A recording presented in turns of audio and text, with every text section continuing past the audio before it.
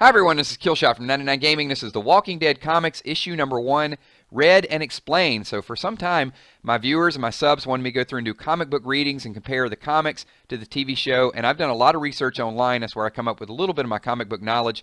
But we're going to start today firsthand and go page by page. So hold tight. We'll do some comparisons. We'll also look for some Easter eggs. And if you guys like this, we'll continue to do this on a weekly basis. So here we go. Scrolling through, you can see there it is, The Walking Dead. Robert Kirkman, creator, writer, letterer. Tony Moore, penciler, inker, and gray tones. And this is from October 2003. So we're going back in time. Let's get this thing rolling. So here we go. The first scene here looks like Shane and Rick hiding. There's some fugitive over on the other side there. There's Shane. I don't think he's from around here. I think that's a safe bet. So I'm not going to go through and read line by line, but I'll give you a little bit of the overview. This guy says, "I ain't going back. I'll die first." That might have been Shane's voice. So you can see Rick actually makes his move. When he makes his move, there's a shot. Looks like Shane actually lost his gun. He's supposed to be covering Rick. He doesn't have his gun. Maybe shot in the hand. He's yelling Rick, and then Rick gets shot. Looks right through the back there. So boom, here we go. Next scene, Rick is in the hospital. Now we remember this from the television show as well. You can see gasp. Moving forward, Rick a little bit alone. He was at least on some sort of IV, so he does have that attached. Yelling for the nurse, falls out of the bed, cannot move here, barely, he's just laying there. Pulls open the drawers, got some tennis shoes there, a couple items, looks like, does he have a hairbrush there? Needs to brush his hair. Hello, hello, anybody there? What the hell? Did everyone just decide to take a break at the same time? So now we're starting to see a little bit of this loneliness as he walks through, catches the elevator. At least the elevator's still working, so we got a little bit of electricity, but opens a door, and this is his first encounter with what he doesn't know at this point, right? They're not called walkers, so one of the zombies that he looks through. So you know he's got to be freaking out. Wants to check him out. Help! Somebody help. It's like he maybe thinks he's in a bad dream at this point. Anybody. What the hell? What's happening here? Opens the door, barricades the door, back and forth, takes a peek in here. This looks to be the cafeteria. And you can see a little bit of the zombies in the background there as well. So, let's see. Falls down, getting chased by a zombie. Stop! Just get away from me. And then he realizes that whatever it is that's chasing him at this point, can't understand. So, breaks through the door, a little bit of a, gets attacked. Luckily, he does not get bitten. That was just, I guess, by the grace of, whatever happened here. Because if he gets bit, he's done. I mean, this would be a very short comic. We'd be on page number 3 or 4, and it's over. Snap! So he fights back a little bit. See a little bit of the oof whoop. I love the oofs and the whumps. So takes off the belt, decides to barricade the door, and then once again, what the hell was all that? Doesn't still has no idea what's going on. Looks like he's making his way over to an automobile, trying to get back to his family, presumably, and nothing. So no keys, and we find out this is Harrison Memorial Hospital. So it looks like he is walking along. Jesus, no, he didn't meet Jesus yet. He's just exclamation of all the death that he's seeing around him. And it's happened relatively quickly. So, he doesn't know how long he's been out. Starts to walk along and sees a bicycle and then gasp once again. But over by the bicycle, we've got more zombies. So this is what Agami says. It says, Gook, Ga, Gar. And we actually got some tears there. So what do you guys think here? Is this someone, based on the fear and the tears, is this someone maybe he recognizes? That's the only thing I could guess. Or he's just in complete shock. So leave your thoughts and comments below to that. I don't know. I don't know if it's been discussed. Does get the bicycle, but then just has to take a break here. He starts going with the bicycle, gets down on his knees. He's like praying, begging to God, and then he's like, you know what? I gotta ride through it. So because of this reaction, this would lead me to believe that he's just not guilty about taking some dead person's bicycle. I feel like this could be someone he knows. Anyway, he gets on the bicycle, starts to make his way, trying to pull it back together. Riding along here, I'm going to say this is not his home. So he hears something, sees a basketball court on the side, runs in, son of a bitch, opens the door, and Well, actually, this is his home. Sorry, because we can see the picture over there. There's Rick, Lori, and little baby Carl. So opens the door. Nobody's home. It has been ransacked. Absolutely nothing at this point. So we got a shovel. And who is wielding the shovel? Clong. I think Clong. That's what we're going with. Or Clongo? Clong. That's the sound a shovel makes when it hits you in the back of the head really, really hard. One eye closed, one eye open. He's just getting slammed.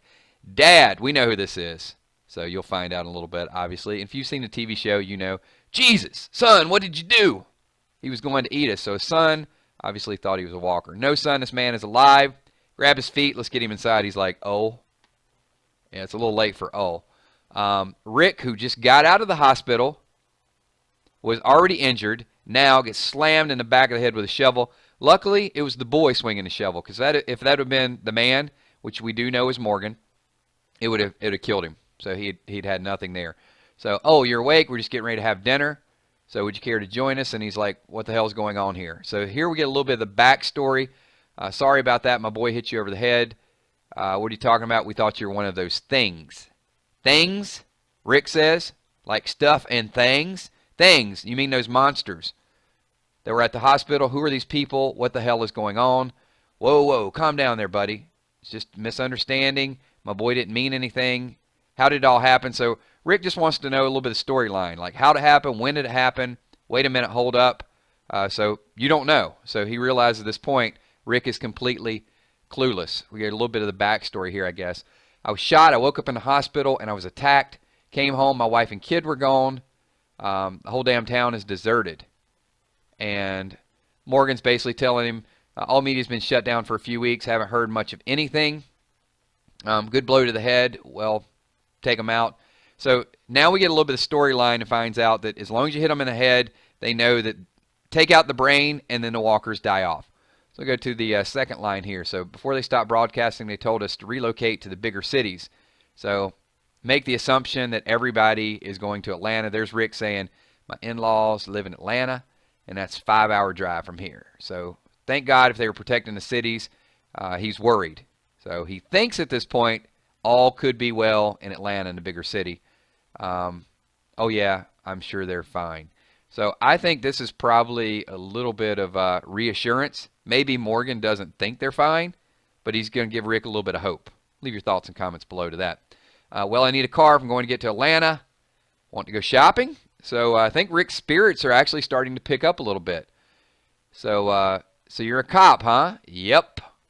I figured you out for a hunter after you said you got shot and all being a cop. You don't mind me and my boy taking residence in your neighbor's place, do you? I'm not going to arrest you if that's what you mean.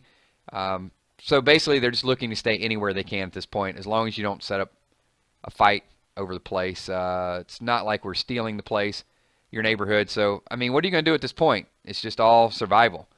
So Morgan downstairs here, I appreciate that.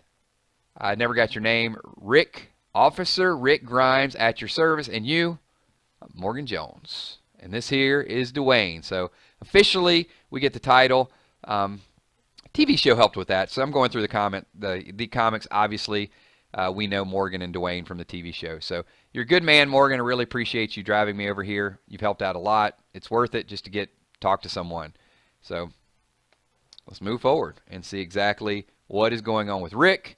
We get, hey, that's Rick's laughing. He actually and then he feels guilty about it. See, he actually gets a smile on his face. And he's like, after everything I've seen today, I feel guilty about laughing. So Morgan has raised his spirits a little bit, and I feel pretty good about that. So, hey, man, it's okay. You've seen some crazy shit out there. I can't tell you. You just got to keep going. You can't stop, or you're going to go crazy. So, yeah. And he's, what's up with that? So Rick has the firearm. You can see, is that Easter egg in the background? We've got some wanted posters up there. We got Merle up there somewhere, maybe? I don't know. I figured might as well just bring a few just in case. Speaking of which, follow me. I just need to find the right key. So he brings out his keychain. Here we are. And he brings him into, this is like an armory. Check this out. Boy, they could definitely use this in Season 7. But, wow. Grab yourself a couple for yourself. Whacking those things over the head with a shovel. Doesn't, man, I'm sure some of these things will work as well. Should save you some of the effort. So shoot them down instead of beating them down with a shovel. The shells are in the cabinet below. So basically just giving you instructions here. So can I? And no, don't touch anything. So Dwayne wants to get his own gun. And he says, I'm old enough. So this kind of reminds you of Carl a little bit, right? Yes, you are, and I'm going to teach you to use one of these, but I'll teach you tomorrow. So right now they're off limits. Rick gets in Rick Grimes sheriff gear. Check this out. So behind the scenes, we didn't see it, but he pops out. He's got the badge. He's got the hat. So there's enough shells for both of us there. We'll get up there. Let's see. Figured I was going into the big city, so I've got a ton of people holed up there. I could easily get around being a cop. So he's basically dressing so he can, I guess, go into Atlanta with a little bit of authority. So grab what you're getting and follow me out.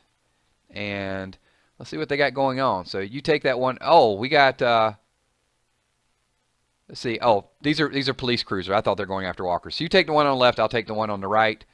If you're going to in Atlanta, you'll need a newer one. Wait, what? You'll be safer with one of these things if you need to get anywhere. But I don't sweat it, man. I'm just doing my job. Sheriff Rick Grimes, protect and serve under the circumstances. When these things get back to normal, you'll have to give it back. So Morgan gets his own police cruiser. Check that out. Thank you, Rick. I can't tell you how much I appreciate you helping us. Look, you've already helped. What was that? So now we're getting a little bit, we hear a clink in the background. So once we get the clink over in the background, what is it? Yes, we got some walkers. They don't know they're walkers at this point. I wonder at what point in the comics. We'll find out. Do they actually change the name of them? So, look out. Rick at the ready, pulls out the gun, and he's getting ready to fire on it. But Morgan's like, stop, don't. And leave it be. They can't get you. So you might need that bullet later. So Morgan is the voice of reason. Don't kill everything you see. So, yeah, you're right. We better get these cars out of here before it makes its way around the gate. Of course, let's see. I'll see you around. Of course, we're neighbors. Will do. And the walkers just, or the monster, or the zombie, whatever we choose to call it at this point.